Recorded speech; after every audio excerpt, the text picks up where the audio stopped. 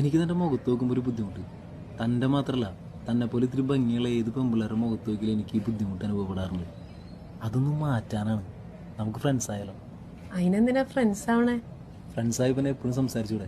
പിന്നെ ആ ബുദ്ധിമുട്ടില്ലല്ലോ. എനിക്ക് ബുദ്ധിമുട്ടുണ്ട്. തനിക്കും ബുദ്ധിമുട്ടുണ്ടാ? ഉണ്ട്. എന്നാ പിന്നെ നമുക്ക് ബോയ് ഫ്രണ്ടും ഗേൾ ഫ്രണ്ടും ആവാം.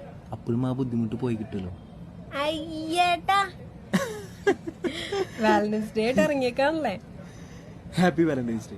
Happy Valentine's day.